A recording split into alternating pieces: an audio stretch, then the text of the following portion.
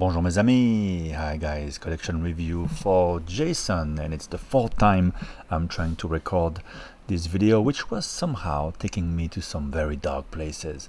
But let's cheer up and soldier on, get through with this one. Alright, Jason says he's been watching the channel for 2 years. He was drawn by my videos about Grand Seiko, the 5 phases of watch collecting, which I encourage all the viewers to check out, and the Rolex CDs selling directly to resellers video, which probably I should do an update to, because now the foreign ADs are sending their stocks directly to Hong Kong to resellers, and Hong Kong ADs are selling abroad their stocks to put some distance between their market and where the watches will hopefully end up in the hands of end customers. It's just a big global ripoff, isn't it, at this point? Anyway, Jason notes that my production quality is low. Yeah, I don't want to pay for the same editing, fashionable editing as everybody else. It's not really what I'm about here. But he likes the quirkiness, eccentricities of the videos, and the authenticity of the channel. He's asking me what is the end point of my channel. Is it just a way to reach out to hobbyists while waiting for my kids' activities to end? That's a bizarre question. My kids' activities are so noisy. I've tried to record videos and I just had to scrap the end result anyway. Well, the end point of my YouTube channel is in the title of it. It's a watch review channel, and at the same time I like to reflect on collecting and give some advice or just thoughts, share some thoughts of things I've learned in my own collecting journey. Next, he mentions that I don't really cover mid-tier price bracket, and by that he means very entry level, apart from Seiko and well, I have one Longines. And he's asking me if what would be my top 3 must-own watches under $1,000. And when you see the rest of the collection that we're going to discuss, I'm not quite sure why he's asking me, especially if you've seen the 5 phases of watch collecting, Jason. I think it's time for you to stop looking at those cheap watches. If you want to learn about those watches anyway, I think you should watch the Just One More Watch channel. It's brilliant. Or the Urban Gentry channel. For me, I like Seiko, I like the styling, so here and there I will buy one and share it with you. The other day I had a Casio, but it's just little fun watches. If I was to advise anyone to buy something under $1,000, I'd just get a Seiko SKX, maybe something like that, maybe one Longines, but no more. As I said in my 5 phases of watch collecting video, they're pretty much all pretty shells for the same very run-of-the-mill movement, an ETA movement usually, or a value for the chronographs. I like that Seiko makes its own movements, but they're not very accurate at that price level anyway. So yeah, you're gonna move on beyond that price bracket. But if I really had to answer your question, I like the Captain Cook. I don't know how much they cook for, how much they cost, they go for. But I think that was a very good-looking watch there from Mido, right? But as usual, it's probably a reissue of the past. If Mido would send me one, I would love to try one on, or if any of the viewers would want to share it with me, I'd love to test it. But I know how it's going to be. I've owned Hamiltons and all that, and they're good-looking watches, as I said, but inside there's always the same generic movement, which can be very accurate, and the base, an ETA can be used as a base for an incredible movement, and you can finish it to a very high standard as well. But yeah, that entry level watches, why dwell too much on it? I think there's other channels talking about it more than I need to. Then he's asking me which 3 watches I would add to the lineup in the photo that we have here. We'll come back to that in a minute. And he mentions that next year he will have 3 legitimate reasons to buy an expensive watch, possibly a second child, an overdue promotion, and his 40th birthday. Well, there's only one of them which is sure, is the 40th birthday, which is good enough on occasion. He's considering, finally, a Rolex Datejust 36 in blue with a fluted bezel. That's well, it's not quite the Johnny Guitar model, but oh no, it is the Johnny Guitar model, isn't it? A very, very cool watch. I'm not sure about 36. Maybe you can try the 41 because it's very slim, and you'll be surprised how good it wears. If you have a Snowflake, it's gonna wear better, easier than that. Other option, the white blue Omega Globemaster. I'd rather go Datejust. And unless you get it for incredible low price, I'm talking 40 cents on the dollar, or Grand Seiko High Beat Movement to complete a Grand Seiko Trinity, because Jason already has two Grand Seikos. Let's come back to that in a second. So Jason lives in Singapore. He's 39. He's an industry analyst for an information services provider. That sounds mysterious enough. It could be he could be a spy, maybe spying on your web activities. I'm not quite sure what it means.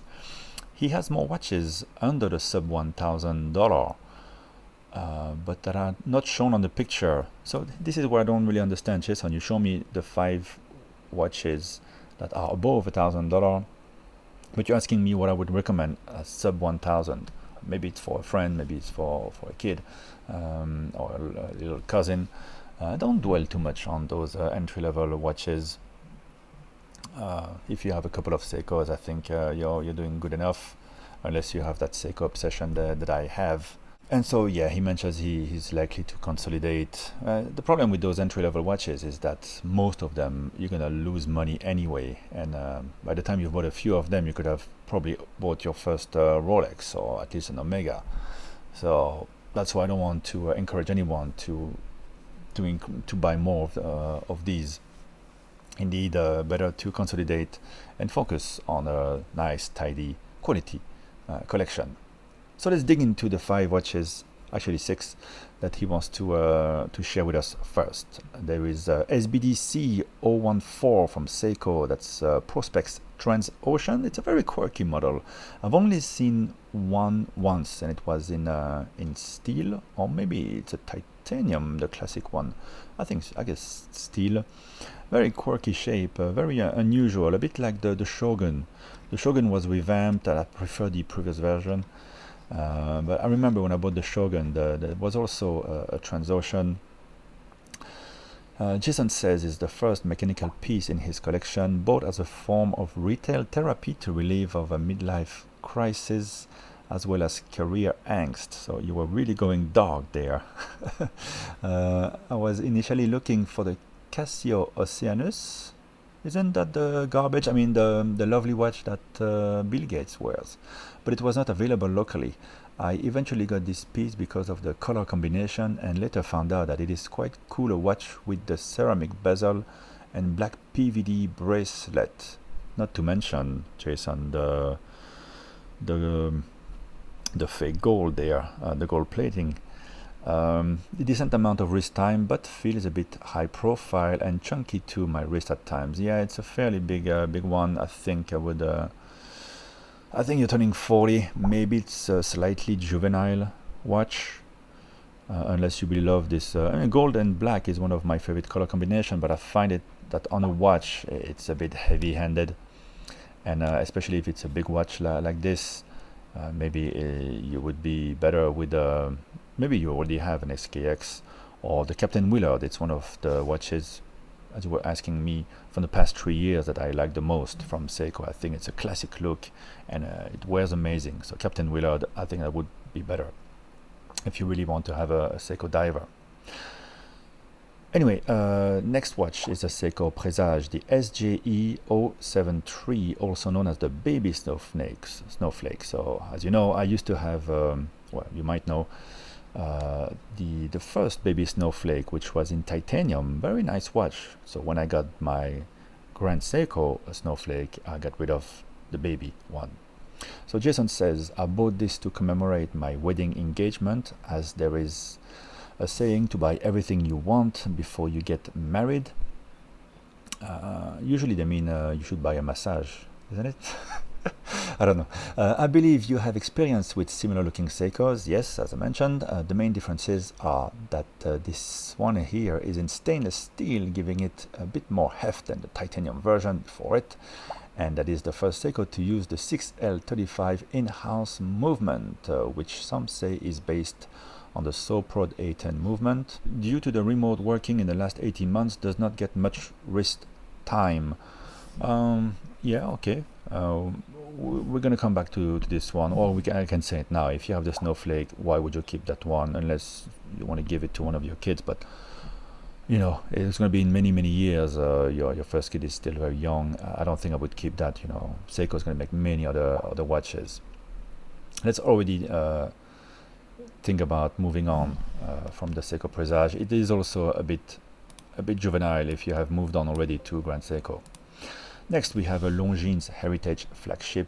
Jason bought this watch after a long overdue first promotion. He was attracted to the vintage style, the enamel flagship on the case back, as well as a long-time connection to the brand.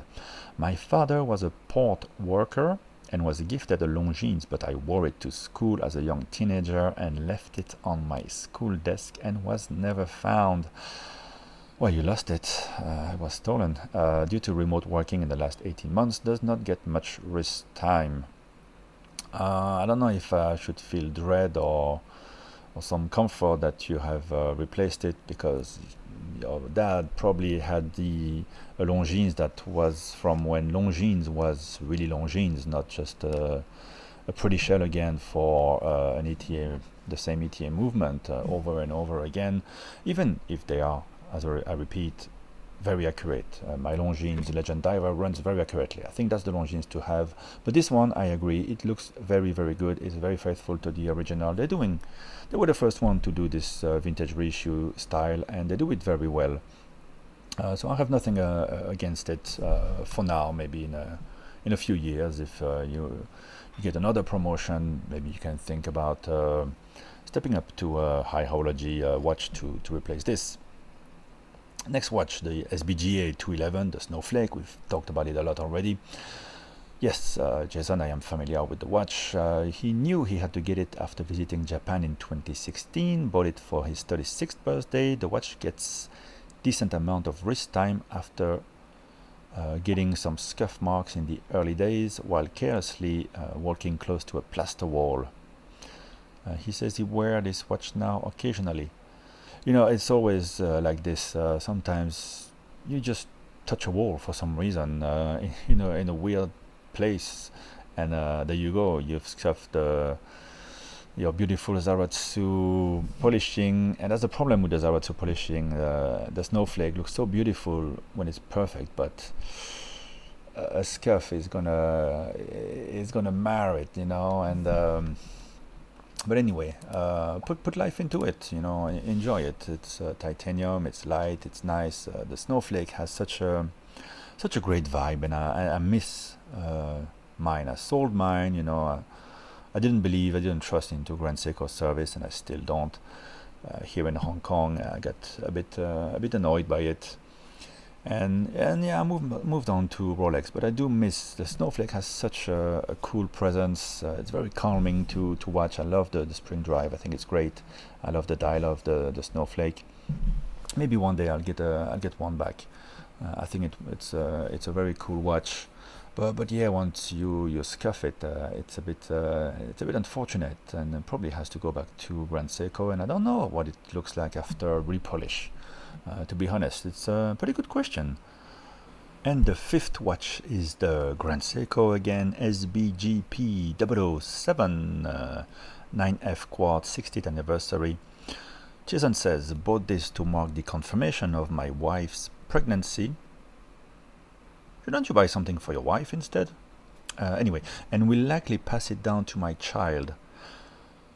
Okay, I need to interrupt here because that's going to be in how many years? 16 years? 17 years? Maybe more, if your child is not really responsible enough to wear a $3,000 watch whenever she turns 16, 17, 18, or 20, whenever you decide to give the watch. I think, okay, it's a quartz. It won't need as much. It won't be as costly to run. But by then, you will have bought and sold many other watches. Are you really gonna keep that one like this unworn? I've thought about those things, and it's a sweet sentiment, but there'll be other watches to buy by then, and it seems to me like you're manufacturing this sentimental value to the watch. Moving on, anyway, Jason is telling me all the good qualities of Grand Seiko in terms of finishing and an interesting dial texture. This watch does not get much wrist time, as I am mindful my perspiration will dull the color and finishing of the gold-plated Grand Seiko lion symbol on the case back. I don't know what to say to that. I think a lot of people are wearing gold-plated things and they don't really dull out and last them a lifetime. And anyway, who cares? Why not put some life into it and make it something? If you really want to give it to your child, why not put some life into it and pass him something that you've actually worn, instead of some random watch that you bought when the kid was conceived. I must say I find it a bit confusing, Jason. I mean, to each his own. Maybe we don't see things the same way, but you're asking my opinion. I think, why holding on to this watch for 15, 20 years while your taste might be changing? Why tie up your money into this Grand Seiko? You already have a Snowflake. Why not pass that one on to your kid? Have it nicely polished and take good care of it, and that would be a nicer thing to do. And quartz, okay, Grand Seiko does it well, but don't they do something unique with the spring drive that's so much more important than quartz, so much more fun to watch than this bloody annoying ticking that you see on any cheap $550 watch. Last watch, that's not on the picture yet. You are expecting a Kurono Toki. So that's the salmon dial. You guys might have seen my video about my Kurono Tokyo Mori, the green dial. So just to explain, it's independent Japanese watchmaker, very high-end, who created this affordable brand to be able to give some people something to buy while waiting for his watch, or just to have a taste of his taste in watchmaking, in the styling of it. Inside, of course, it's a very cheap Miyota movement, and actually for himself as well. The watchmaker Hajime Asaoka wanted a watch for himself to wear, and Jason bought this watch to add an affordable independent to the collection, because he knows that he's not in the market for a true independent. Well, you never know. The problem with Kurono now is, as you've noticed, they keep on coming up with different dial colors, so it's not as special as it was in the beginning. And recently they did a release of a Tiffany color dial, turquoise dial watch, the same as the watch you're gonna receive, and they marketed it as a watch only for women, that only women could buy, and they were in a very heavy-handed way, very cringy way, presenting that on email to the watch guys who've been supporting them, explaining how important women are to the world, as if we didn't know it. It's a very bizarre. That brand is Japanese Singaporean, and I don't know if it's their lack of sensibility that made them write that thing the way it was written, but I think it was so poorly conceived, and then they backtracked and apologized, and they opened the watch for everyone to buy, and anyway you couldn't get it. To me, that killed a bit the Kurono thing. Not to mention that this green one apparently is already produced, while the salmon dial, some people got it, and you might have to wait 6 months to a year for it. It's getting a bit much for me, this Kurono thing, but I hope you're gonna get yours and enjoy it. But again, inside, it's not much. It's Miyota movement, so at some point you might grow out of it. All right, so where does that leave us? You were asking me my advice, what I would add. You didn't ask me what I would change. Personally, I would just keep the Snowflake, the Longines, and I would add, as you suggest, a Rolex Datejust.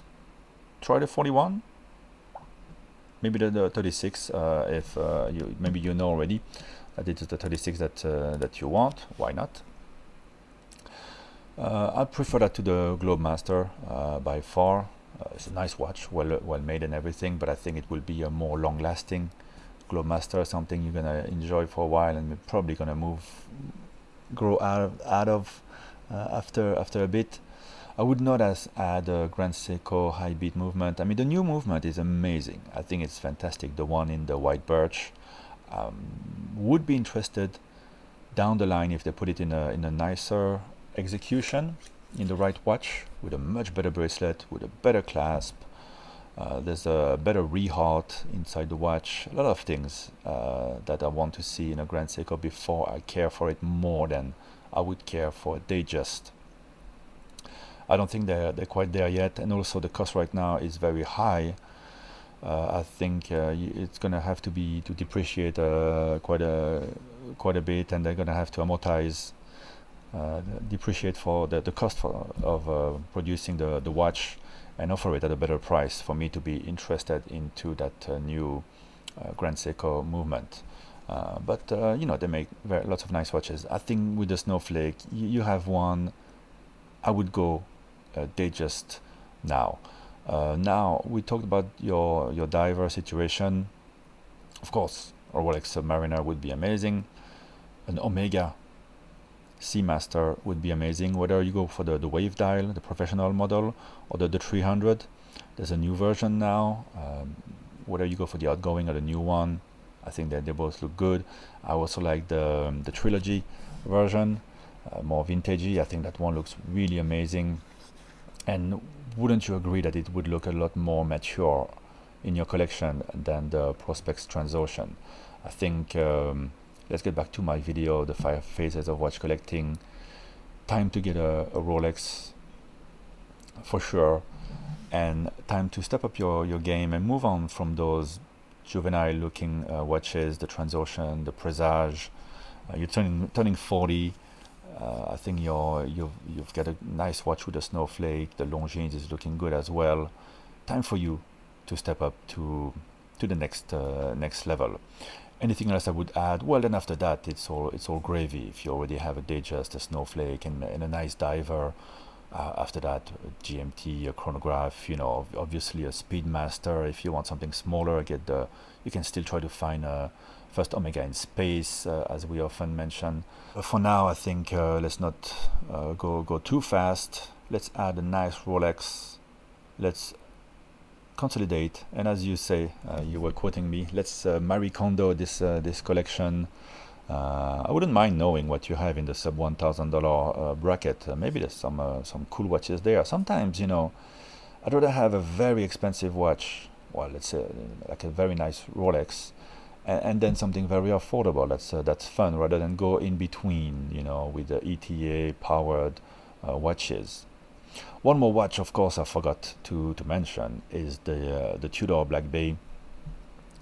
Putting aside some issues with the movements that they might have, I think Black Bay 58 in your case, you know, if you don't go for the blue dial Datejust, I think Black Bay 58 blue would be wonderful. But if you go for the blue dial Datejust, then I would go for the classic Black Bay 58 black. Or if you like a bit of gold, why not try to get the new one, the boutique edition?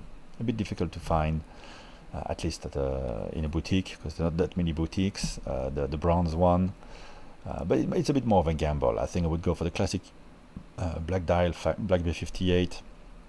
That would be a nice price bracket for you, and you would have a bit of that Rolex taste as well. It's a very tasty watch, and wears absolutely amazing. So that one, or the Seamaster, or Rolex Submariner, of course, that would be a great great diver, very cool to wear. As you mentioned, in lockdown, you can't wear really your nicer watches, or don't feel like wearing your dressier watches, so you owe yourself to get a nice diver. Maybe it's even more urgent than getting the Datejust, but the Datejust is just a do-it-all watch. I'm wearing mine right now, the Datejust 41 Wimbledon. I feel so good wearing this watch. Alright, I think we got through it. It's a bit long. Thank you guys for watching. Thank you, Jason, for sharing your collection. I hope you won't take badly some of my remarks. I hope this has been constructive.